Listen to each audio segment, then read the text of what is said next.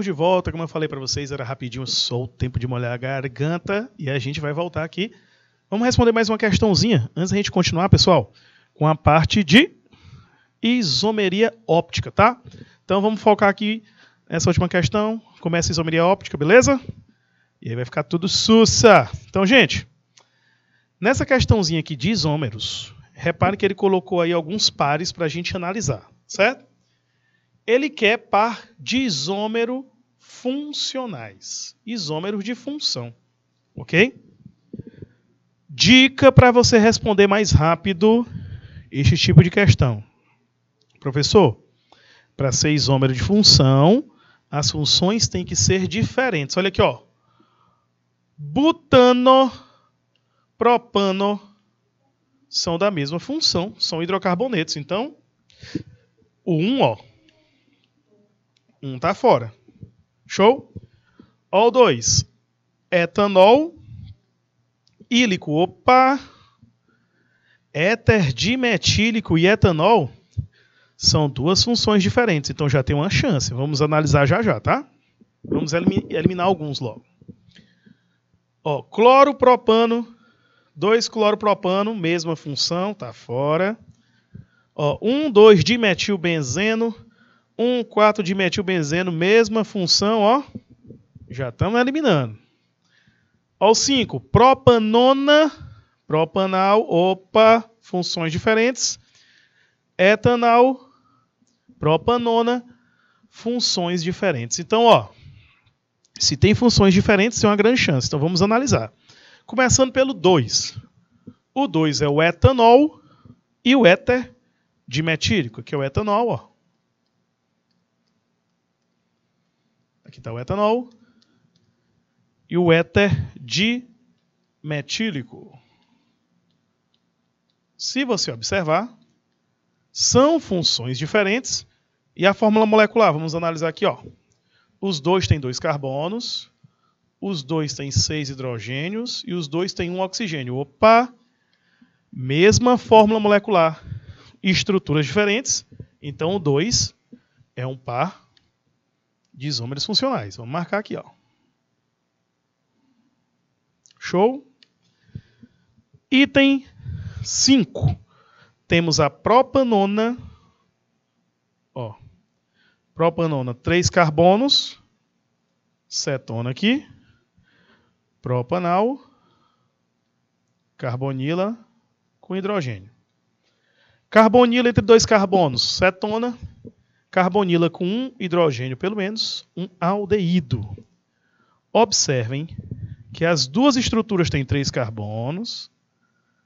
Se contar, tem 6 hidrogênios e 1 oxigênio. Opa! Mesma fórmula molecular e funções diferentes. Está correto aqui também, ó. Aqui também é um isômero, um par de isômeros funcionais. Show? Beleza? O 6º, vamos ver o último aqui. Etanal e propanona. Opa, olha isso aqui, pessoal. Ó, olha aqui, ó. Et são 2 carbonos. Prop, 3. Apesar de ser funções diferentes, não vão ter a mesma fórmula molecular, porque vão apresentar um número de carbonos diferentes. Então, o último item aí não são isômeros funcionais, porque eles têm funções diferentes, mas na hora que você desenhar a molécula e montar a fórmula molecular, as fórmulas vão ser diferentes. E para ser isomeria, mesma fórmula molecular e respeitar alguns critérios. Então, só o par de número 2 e o de número 5 é que são isômeros funcionais, tá? Muito bem. Vamos seguindo aqui. Agora vamos falar de isomeria óptica. O que é a isomeria óptica? Bom, isomeria óptica estuda o comportamento das substâncias quando são submetidas a um feixe de luz polarizada. Aí é que está, professor. O que é uma luz polarizada? Imagina o seguinte, a luz comum, a luz normal, ela é um feixe que está em todas as direções. Ela se emite em todas as direções, tá? Tá? Assim, ó. Se você olhar, a luz comum, ok? Luz normal, ela está se espalhando em todas as direções, beleza? Que é uma onda eletromagnética. Se propaga tanto na vertical quanto na horizontal. Porém, quando você passa por um polarímetro, que é um equipamento, o que é que esse equipamento faz? Ele desvia somente um feixe da luz, ele retira, ele só deixa passar um feixe, tá? É como se ele fizesse isso aqui, ó. Todos os outros feixes de luz são desviados e somente um dos feixes passa. Então esse único plano que passa é que nós chamamos de luz polarizada.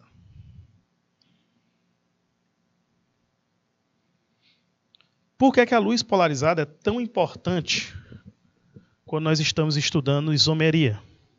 É porque a partir da luz polarizada, nós observamos como as substâncias vão se comportar, certo? Por exemplo, quando você coloca, aqui é um polarímetro, tá bom? Você tem a fonte de luz comum, aí você tem um polarizador. Quando passa pelo polarizador, tem somente um feixe de luz, tá? Aí dentro do tubo você coloca a substância que é opticamente ativa e do outro lado você vai olhar para que lado ela desvia. Porque você sabe, quando passa no polarímetro, você sabe que feixe está vindo. Aí você vai ver se aquela luz foi desviada para a esquerda ou para a direita. Esse desvio é o que a gente vai dizer se é um isômero do tipo D ou do tipo L, se ele desvia a luz para a direita ou para a esquerda. Um destrógeno ou um levógeno, que eu vou já entrar em mais detalhes para vocês. Então, a isomeria óptica ela se baseia nisso. Você vai testar as substâncias opticamente ativas, tá bom? Na presença de uma luz que a gente chama de luz polarizada. E essa luz polarizada nós observamos a partir de um polarizador, tá bom? Ó, então, o polarizador, aqui ó, nós temos um aparelho com a função de medir a luz polarizada. Esse equipamentozinho tem de vários tipos. Tem uns bem portáteis assim que você coloca a substância e bota na luz do sol e você consegue observar a partir desse polarímetro o comportamento dela. Bem interessante, tá bom? Então, em primeiro lugar, isomeria óptica. Observamos o comportamento da substância perante a luz polarizada, tá bom? Aí você se pergunta, bom, o que a luz tem a ver com isso? Olha aqui um prisma de Nicol, tá bom? A luz normal, ela está vibrando, ela está se propagando em todas as direções, tá certo? Ó, é um conjunto de ondas eletromagnéticas que vibram em vários planos. É por isso que a luz se espalha em todas as direções, tá certo? Porém, a luz polarizada, ela vai vibrar somente em um plano único, tá? Que é obtido quando você passa por uma substância polarizadora. Uma das mais famosas é o prisma de Nicol, tá?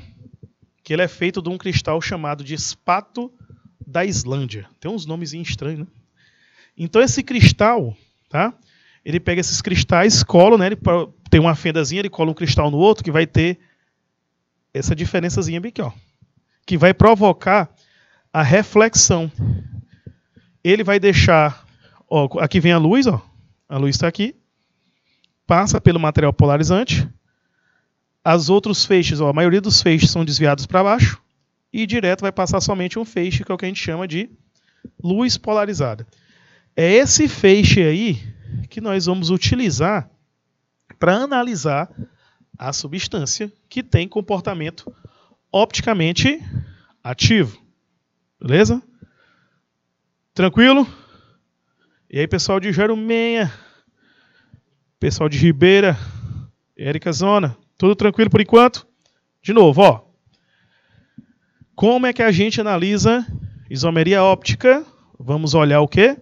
A luz polarizada. Como a luz polarizada vai se comportar quando passar por aquela substância. Bom,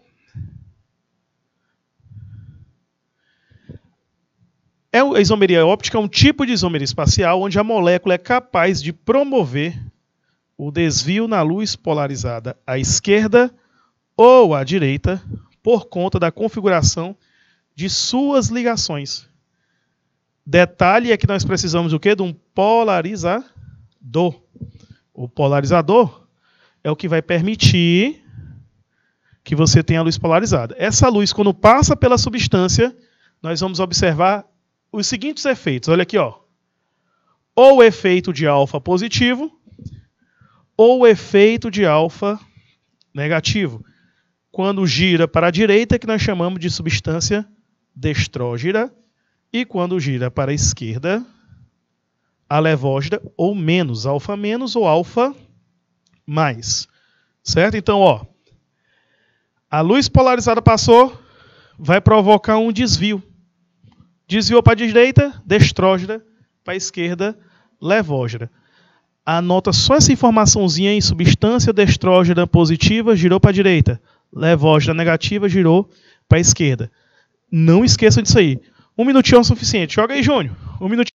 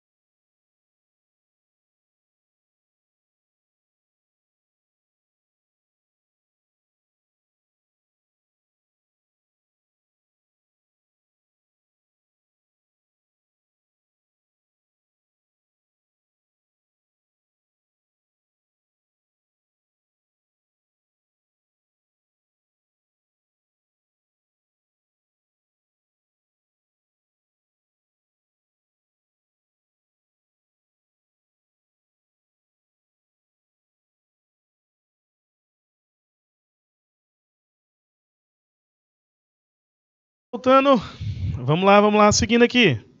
Bom, olha aqui, ó, se você olhar para suas mãos agora, vou até fazer a mesma coisa aqui. Vamos lá, todo mundo aí, ó. Você tem sua mão esquerda e a mão direita. Aqui, Júnior, joga aqui na tela para me aparecer. Dá para ouvir o áudio com o microfone assim? Tá ouvindo, Júnior? Ei, Júnior, o áudio tá bacaninha assim, ó. Me joga para me aparecer aqui. Ó.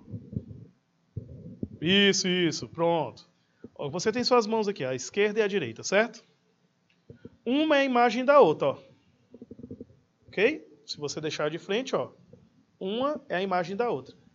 Só que se você colocar uma sobre a outra, ó, elas não são superponíveis. É isso que uma isomeria óptica vai mostrar pra gente. Você tem uma molécula que uma é a imagem da outra, mas quando você analisa as duas imagens, uma sobre a outra, elas ficam diferentes. Uma vai girar a luz para a direita, a outra para a esquerda. Uma vai ter o efeito destrógeno e a outra levógeno. É por isso que tem essa diferenciação. Olha aqui na imagem, ó. Quando a gente vê a mão esquerda e coloca a direita acima, observa que elas são o quê? Não são superponíveis. Você vai ficar... Elas são diferentes. É porque uma é a imagem da outra. É a mesma coisa que acontece numa molécula que apresenta isomeria óptica. Tá? Ela tem um carbono que nós chamamos de carbono quiral. Que eu vou já dizer para vocês o que é.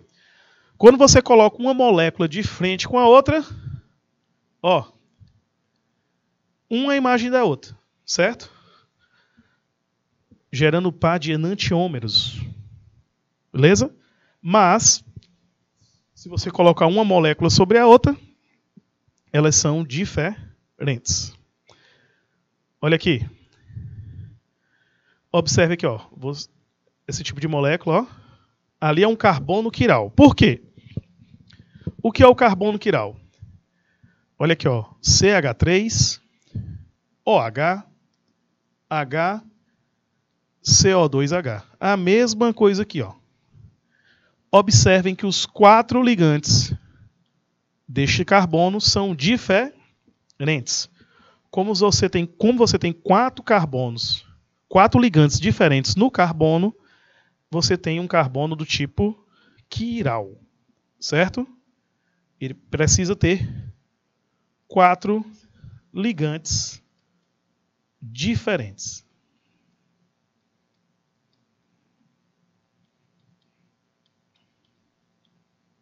Beleza? 4 ligantes diferentes. Temos aí um carbono quiral. Show? Vamos mostrar aqui para vocês como funciona. Olha essa molécula aqui, ó. Quantos carbonos quirais será que tem aí? Vamos analisar? O carbono 1 tem 2 hidrogênios aqui, ó. Então ele já não é quiral. Opa! O carbono 3, 5, 6, 7, 4 e 2 tem ligação dupla. Se tem ligação dupla, o carbono não vai poder ter 4 ligações. Então, gente, carbono que tem ligação dupla, ele não pode ser quiral, tá certo? Porque ele não vai ter 4 ligações. E para ser um carbono quiral, você precisa de 4 ligantes diferentes. Show? 4 ligantes diferentes. Não esqueçam disso. O carbono 8 tem 2 hidrogênios aqui. O carbono 10 tem 3 hidrogênios. O carbono 11 tem 3. Esses daí nenhum é quiral. Porque para ser quiral, precisamos de 4 ligantes diferentes. Porém, a gente não olhou ainda o carbono 9. Vamos olhar ele com calma aqui. Ó, reparem. No carbono 9, ligado a ele tem o hidrogênio, o CH3, o nitrogênio, mas só que tem esse carbono aqui, ó, que tem todo este grupo. Ó. Opa, então o carbono 9, ele é um carbono quiral. Por quê? Tem seus 4 ligantes diferentes. Ó, vamos passar aqui. Olha aí. Estão vendo? Por que ele é quiral? Os 4 ligantes do carbono são diferentes. Nesse caso, essa molécula apresenta isomeria óptica. Por quê? Como ela tem um carbono quiral, ela tem a possibilidade de ser uma substância opticamente ativa. Beleza? Olha aqui. 2 substâncias muito comuns, aliás, 2 produtos muito comuns no nosso dia a dia, laranja e limão. E o odor, o cheiro dessas substâncias é a base do limoneno. Só que um é o limoneno D, que é o da esquerda, o que gira a molécula para a direita. Ele vai ter o cheiro e o sabor da laranja. E o que gira a molécula para a esquerda vai ter o cheiro e o sabor do limão. Olha o que está acontecendo aí, pessoal. Se você olhar para as 2 moléculas, ó, o desenhozinho da molécula em cima da laranja e em cima do limão. Elas são parecidas demais, parecem ser iguais. Porém, elas possuem um quê? Um carbono quiral.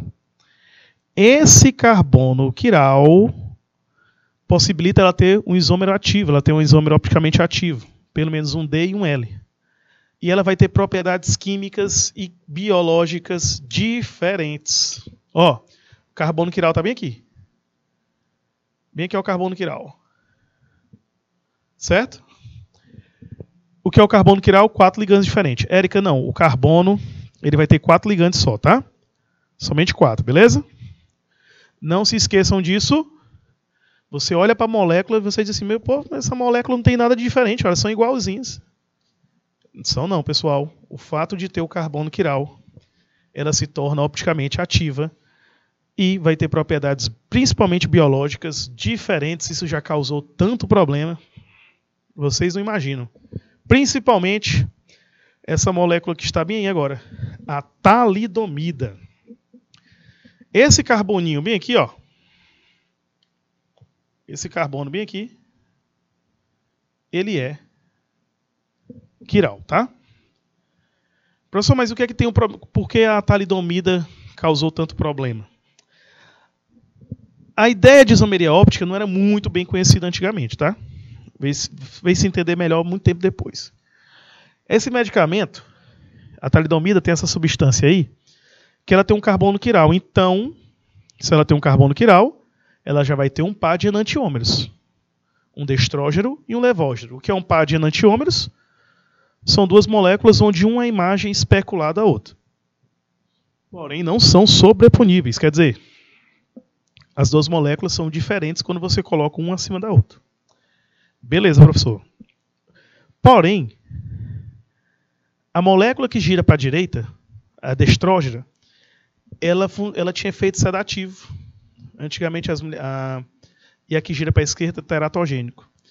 Antigamente, era um remédio que, na gravidez, muitas mulheres grávidas tomavam, por causa que ele ajudava muito nos efeitos, quando algumas mulheres elas têm um efeito muito forte na gravidez, de ficar com o pé inchado, ter muitas náuseas, dor de cabeça, né? Nem todas, mas algumas tomavam esse medicamento que passava esses efeitos. Qual o problema?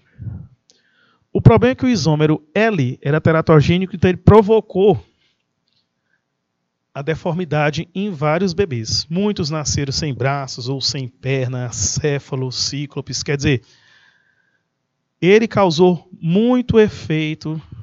Assim, era assustador, pessoal, quando nasciam os bebês. Ainda hoje, eu não sei se ainda tem pessoas daquela época que sofreram o efeito da talidomida, mas se você pesquisar no YouTube rapidinho, você vê vídeos explicando como foi que esse remédio provocou tanto problema. O efeito teratogênico provocava deformidade nos fetos. Alguns bebês não morriam logo, quando já estava no fim da gestação, percebia que estava muito diferente o bebê, então já nascia nem sem vida já. Outros ficavam vivos, mas com muitas deformidades por causa da talidomida. Remédiozinho, velho, meu amigo, que o isômero, o D dele, ótimo, perfeito, mas o L, o problema é que vinha todo mundo junto, formando uma mistura racêmica, tá certo? Só que hoje em dia já tem técnicas de separação. Então, quando você vê que o medicamento ele possui um carbono quiral, já é feito uma análise dele, certo? A partir desta análise, faz um estudo biológico para ver se ele tem algum efeito muito nocivo, tá? Tanto que essa parte de mistura racêmica, de separação de isômeros, é feito muito, principalmente na margarina. Tem o isômero cis e o trans, separar a gordura cis da gordura trans. Aquelas margarinas que vem misturada, ela é bem baratinha. R$ 2,50, R$ 3,00 o pacote. Agora, quando você vê aquelas mais caras, de 8, 10, é porque ali não tem um trans. Ele retira o trans e deixa só a gordura cis. Esse mesmo tipo de técnica é aplicado para isômeros ópticos, para separar o D do L. Show? Como calcular o número de isômeros ópticos? É por essa fórmulazinha 2 elevado a N, onde N é o número de carbonos quirais, o número de carbonos assimétricos. Como é que nós vamos calcular? Vamos fazer aqui por 3-metil-pentan-2-ol. Olha aqui, ó. 1, 2, 3, ó. 4, 5, 6, o OH, o metil ali. Se você observar, nós temos 2 carbonos quirais aqui, ó. Para cá tem um hidrogênio. Para cá também, ó. Os 4 ligantes são diferentes. Então, como tem 2 carbonos quirais aqui, na fórmula vai ficar 2 elevado a N. Então, vai ficar 2 elevado a 2. 2 vezes 2 vai dar 4. Então, essa molécula tem a possibilidade de ter 4 isômeros. Show? como tem dois isômeros, quando só tem um isômero óptico, vai formar dois enantiômeros. Tá? Quando tem 4 ou mais, 8, dependendo da quantidade, já vai gerar a possibilidade dos diastroisômeros, tá certo? Olha aqui, ó. Outra dicasinha. Uma regra prática é de que sempre que um carbono tiver 3 ramificações, ele tem grande chance de ser quiral. Se tem 3 ramificações, meu filho, no carbono, você já analisa logo, ó. Esse carbono aqui tem, ó, do ácido lático. Quando você observa, ó, hidrogênio, hidroxila, CH3 e o grupo ácido. Aquele carbonozinho aqui, ó, ele é assimétrico ou quiral porque possui 4 ligantes diferentes. Show? Viu como é simplesinho? Nada de outro mundo? Tranquilinho? Porém, a gente tem que tomar cuidado quando é cadeia fechada. Olha aqui, ó. Quando é cadeia fechada, você tem que analisar o sentido horário e anti-horário. Esse carbono aqui, o 3, ele é quiral, ó. Se você observar, do lado esquerdo, tem os carbonos normais. Só que do lado direito, um dos carbonos está ligado a carbonilo, aqui, ó. Então, o lado direito da molécula já é diferente do esquerdo. Então, nesse caso, consideramos que tem 2 ligantes diferentes. Se essa molécula não tivesse isso aqui, ó. Imagina, ó, retira esse pedaço aí, ó. Imagina que ele não está aí, que ele não existe. Se você observar, o lado esquerdo vai ficar igual ao direito. Essa molécula não vai ser quiral. Show? Ela só é quiral devido à existência, aqui, da carbonila, que vai tornar o lado direito diferente do lado esquerdo. Ainda tem o hidrogênio e esse propil aqui, esses 3 carbonos ligados a ele, tornando essa molécula aqui, ó, assimétrica. Show? Sussa? Olá, pessoal de Jerumenha. Tudo tranquilo? Coloca aqui no chat. Nesse caso aqui, quando for cadeia fechada, tem que analisar os 2 lados. Do jeitinho aqui também, ó. Se você olha para o lado de cá, tem um carbono com outro carbono normal. Vamos olhar agora o outro lado, como é que fica? Opa, do outro lado a gente já tem uma carbonila. Pessoal, se você analisar os 2 lados e observar que analisando os 2 lados vai aparecer estruturas diferentes, olhando o sentido horário e o sentido anti-horário, você vai considerar como se fossem ligantes diferentes, tá bom? Reparem que na sequência do sentido horário, você vai observar logo de cara uma carbonila. Já no anti-horário, a carbonila está só no final. Então, nessas 2 análises, indica-se que tem 2 ligantes diferentes. Por isso que esse carbono aqui é quiral, porque os outros 2, ó, hidrogênio e hidroxila. 4 ligantes diferentes, tá? Mais exemplos? Lembrando, né, que os enantiômeros apresentam propriedades físicas iguais, porém as propriedades biológicas, tá certo, é que vão ser diferentes. Por exemplo, mesma fórmula molecular, mesmo ponto de ebulição, mesma densidade, mas um desvia a luz para a direita, o outro para a esquerda. Show? Opa, olha o detalhe aqui. Para entender melhor por que apresenta atividade biológica diferente, vamos olhar esse desenho aqui, ó. Olha o que esse desenho está demonstrando para a gente. Se você observar, imagina que a molécula A ela vai ter interação perfeita com a enzima. Uma enzima num processo do nosso corpo. Ok? Se tem a interação perfeita, nós vamos ter o processo biológico ocorrendo normalmente. Porém, essa molécula B é isômero da molécula A. Isômero óptico. Tá certo? Se você observar, os 2 carbonos são quirais. Mas a molécula B não encaixa na enzima. A estrutura não encaixa, não tem... Você lembra que os processos enzimáticos, as moléculas têm um encaixe perfeito para ocorrer a reação. Então, como a molécula B não tem um encaixe, então aquele efeito biológico que a gente espera não vai ocorrer. Tá? Na molécula A, interação perfeita. Na molécula B, não vai ter a interação, porque como é um isômero óptico, vai ter uma atividade diferente. Certo? Fiquem atentos a isso. Misturas racêmicas. O que é isso, pessoal? A mistura racêmica é uma mistura de um par de enantiômeros quando você tem exatamente 50% do D e 50% do L. Essa molécula a gente diz que ela é opticamente inativa. Por quê? Imagina o seguinte. Tu tem a molécula aqui, A, que gira para a direita. A molécula B, que gira para a esquerda. Quando vem a luz polarizada, ela desvia para um lado. Quando chega para o B, desvia para o outro. Resumindo, ela vai ficar igualzinha ao início. Presta atenção. A luz polarizada vem da molécula A, gira para a direita. Quando passa na molécula B, gira para a esquerda. Quer dizer, ela deu o mesmo giro para os dois lados. Então, 1 menos 1, 0. Se ela girou mais 1 para um lado, girou para a direita. Quando ela gira para a esquerda, vai girar menos 1.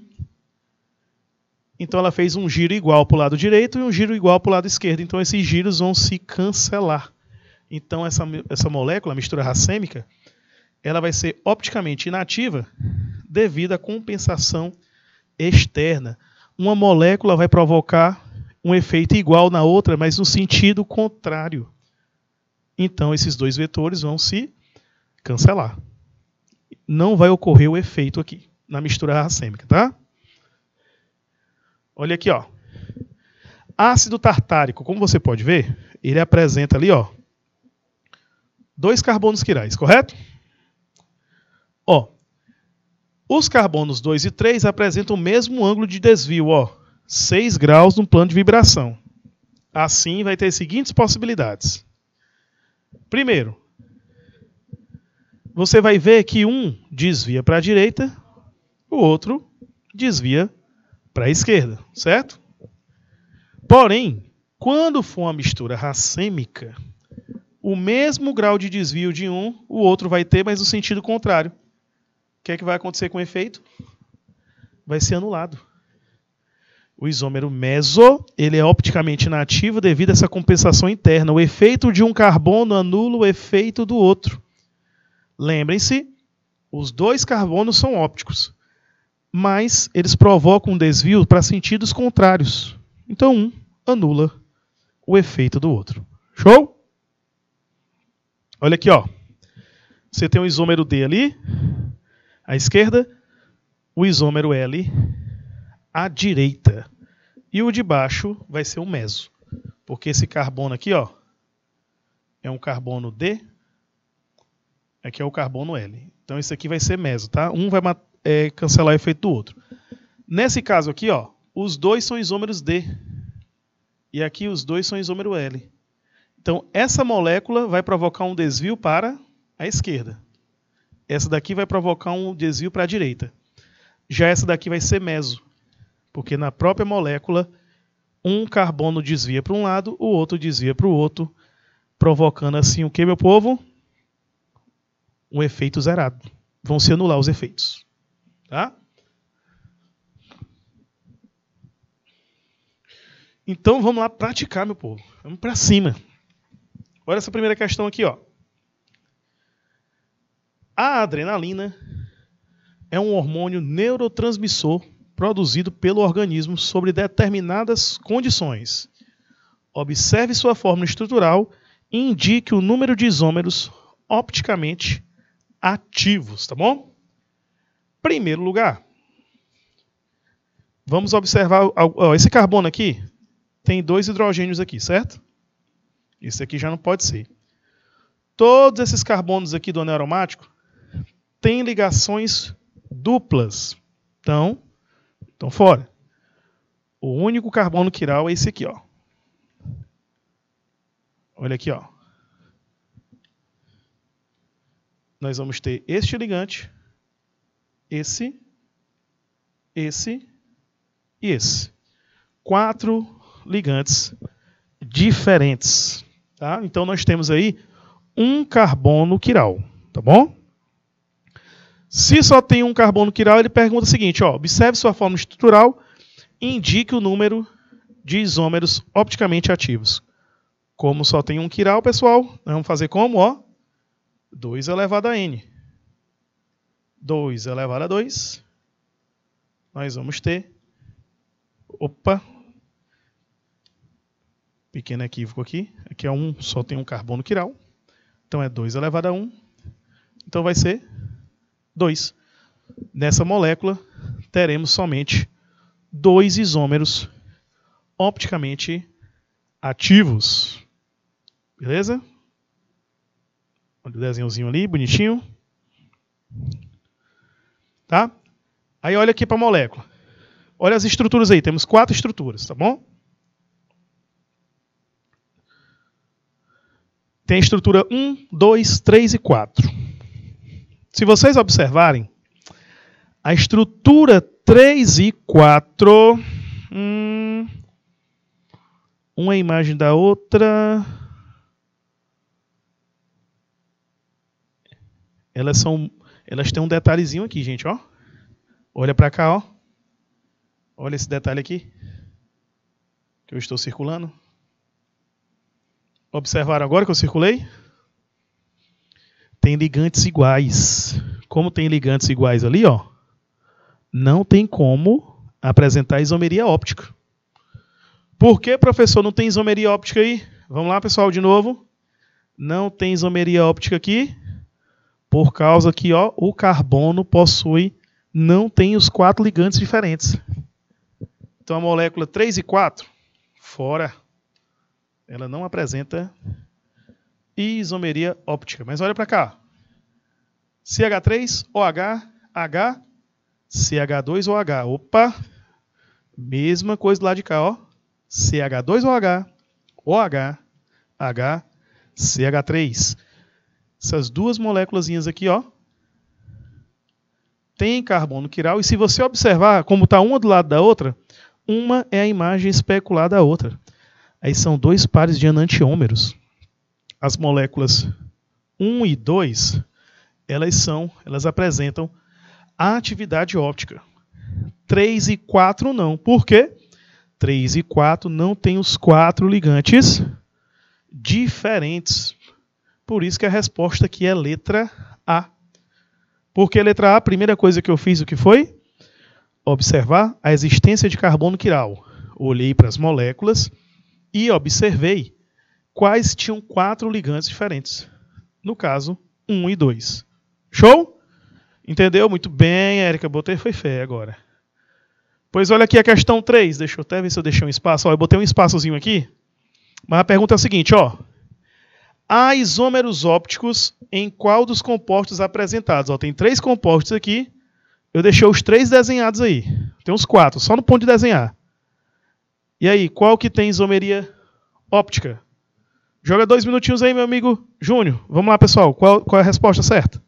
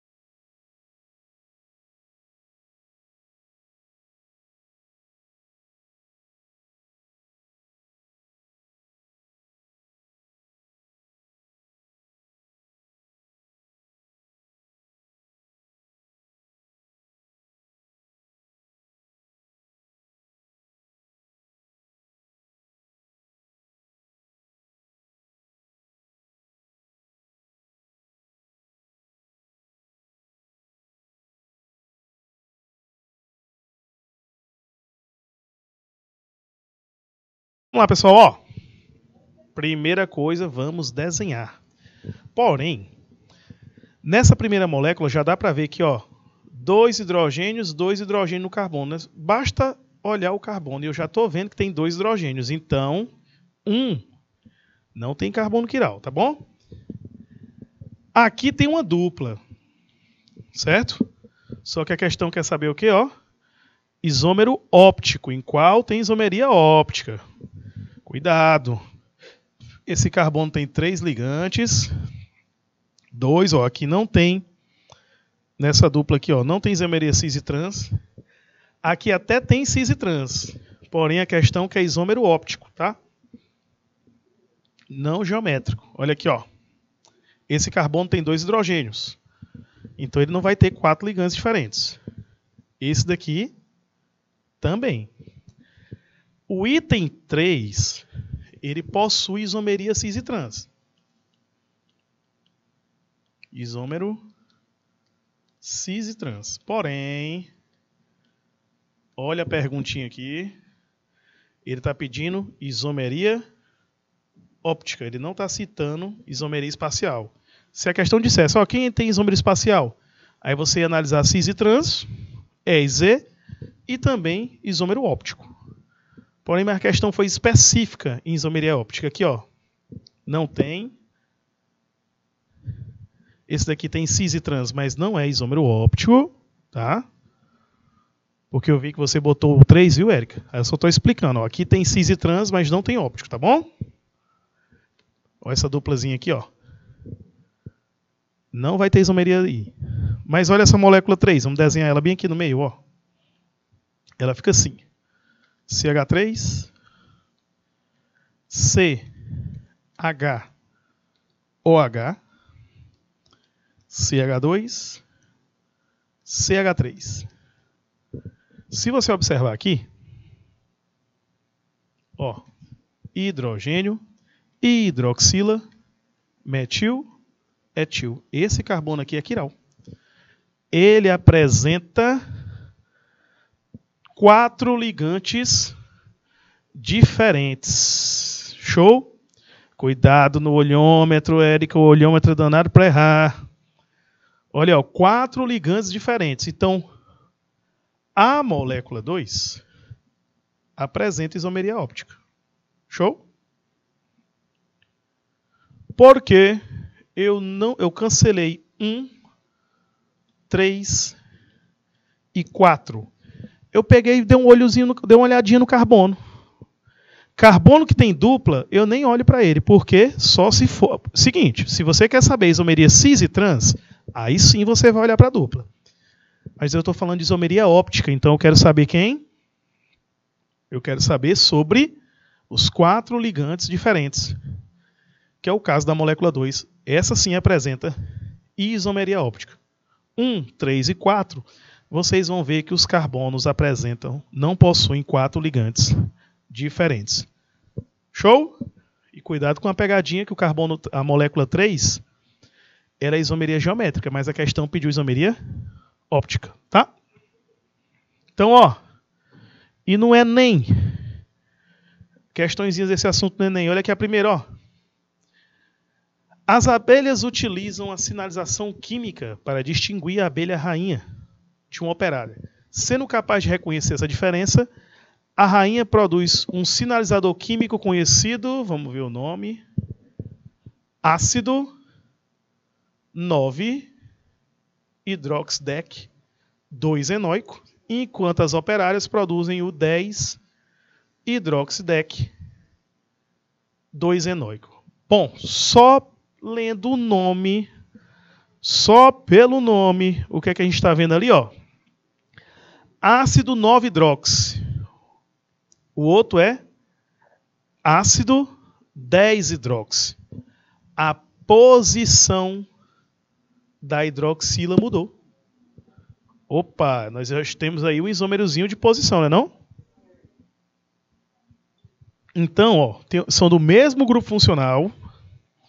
Se é do mesmo grupo funcional, já não são isômeros de função.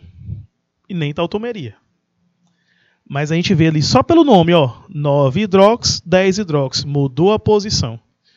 Se mudou a posição, meu filho, nós temos aí, ó, a molécula possui diferenças na sua fórmula estrutural, porque a fórmula molecular é a mesma. Mas como são isômeros, tem fórmulas estruturais diferentes. Olha aí como fica. Aqui nem precisava desenhar a molécula, né, gente? Porque aí também é demais. Mas pelo nome, ó, você ia ver uma mudança na posição da hidroxila. Porque não pode ser tautomeria. Érica, e não vai ser tautomeria, porque tautomeria ela vai ocorrer. Ela ocorre entre outros casos também. Mas quais são os casos mais comuns?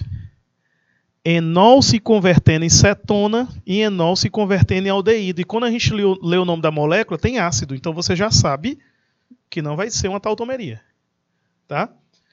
Porque, porque o grupo ácido ele não vai ter essa variação de tautomeria de um enol. Um enol gera ou um aldeído ou uma cetona. Então, quando você vê ácido, já não pensa em tautomeria. Tá? Beleza. Então vamos seguindo. Olha essas duas moléculas aí. Olha, só pelo desenho tem uma ligação dupla bem aqui, ó. E aqui também tem uma dupla. Só isso aqui ficou bonito de ver, ó. A questão deixou bem bonitinho. Só que bem aqui quando você passa um plano, ó, os grupos iguais estão do mesmo lado. Isso aqui eu tenho certeza que é o cis. Ó, aí quando passa o plano aqui, ó, os grupos iguais estão de lados opostos, trans. Eu bati o olho na imagem. Na hora que você bate o olho numa imagem orgânica, que você vê que uma está bem alinhadinha e a outra está meio torta, já pode botar na sua cabeça. Aí é cis e trans. Eu bati o olho aqui, eu já vi. Opa, uma está meio tortinha, a outra está retinha assim. E tem uma ligação dupla? A chance de cis e trans é grande. Então, ó, traça o plano na dupla e observa o posicionamento dos ligandes iguais. Tá bom? Eu nem li o enunciado, eu fui direto para a imagem, porque eu já percebi esse detalhe, tá? Então vamos fazer o seguinte. Qual é a resposta ali, ó? Letra B. Isomerização das ligações sendo forma cis e a mais compacta trans. Agora deixa eu mostrar o desenho. Olha aqui, ó. O que está naquela imagem é isso aqui, gente, ó. Geometria trans e a cis. Por quê? Você observa o posicionamento dos ligantes do lado oposto da dupla. Show? Não é tranquilinho? Letra B aqui nessa segunda. Ficou sussa demais. Ah, essa daqui eu vou deixar para vocês. Tem que acertar. E aí, Érica, qual é a alternativa aqui? Juninho, põe 2 minutinhos.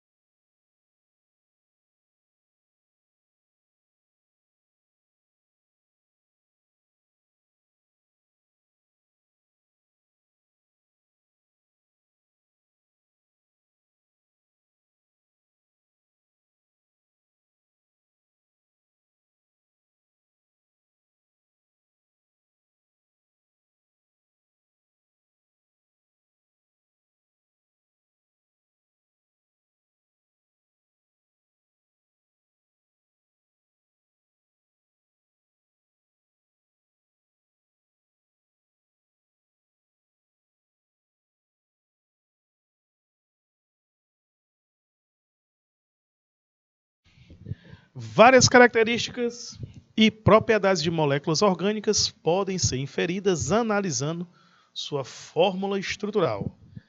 Na natureza, alguns compostos apresentam a mesma fórmula molecular e diferentes formas estruturais. Analisando a molécula, temos o seguinte, ó. Tem o hidrogênio para cá, CH3, OH, uma carboxila, hidrogênio. Opa, e a mesma coisa acontece aqui. Nós temos carbonos quirais, tá bom? Se são carbonos quirais, aqui nós temos uma isomeria do tipo óptica, tá? Érica, você fez uma perguntinha aqui, eu acabei de ver. Seguinte, eu vou desenhar melhor aqui, ó. Porque uma molécula está desse jeito, né? Ó. OH, aí está pintadinho assim, certo? E a outra está assim, né? Ó. Tracejado. Aí OH. Na verdade, não dá para me dizer quem é o destrógeno e quem é o levógeno. Uma coisa é certa, um aí é o destrógeno e o outro é o levógeno. A gente só tem como saber se colocar num polarímetro ou se a questão me disser, olha, o da esquerda é o destrógeno, o da direita é o levógeno. Você não tem como fazer essa afirmação, quem é quem. O que você pode dizer é o seguinte, ó, essas duas imagens aí é um par de, vamos dizer, um par de enantiômeros. Aí tem um destrógeno, tem um levógeno. Se a questão perguntar quem é quem, você vai dizer, não sei. Por quê? Porque a questão não disse quem é o destrógeno e quem é o levógeno. E segundo, no vestibular não lhe deram um polarímetro e nem uma amostra das duas. Você só tem como saber por medidas experimentais. Viu, Érica? Batendo o olho na molécula, não dá não. Ok? Então, se uma questão te pedir isso, ela tem que lhe dar as informações. Show? Belezeira? E agora é o seguinte, o que significa essa ligação pintada e tracejada? Essa pintada é porque está à frente do plano. Certo? E aqui está atrás. Beleza?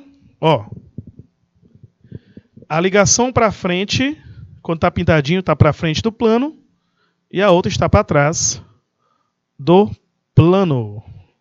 É isso que significa essa ligação tracejada e a outra que está toda preenchida. Beleza? Entendeu agora?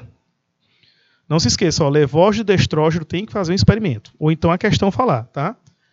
Não tem como adivinhar só olhando para a molécula, não. A não ser que ela diga, olha, essa daqui é a destrógeno. Então, quando tu fizer a imagem especular, a outra vai ser a levógeno. Viu? Beleza? Então, meu povo, então passou ligeiro. Nosso tempo aqui está acabando. Queria agradecer a todos vocês, tá certo? Mandar um grande abraço. Agora já é boa noite, né? Passou das 6 horas. Uma ótima noite para todos vocês. Até a próxima semana. Tchau!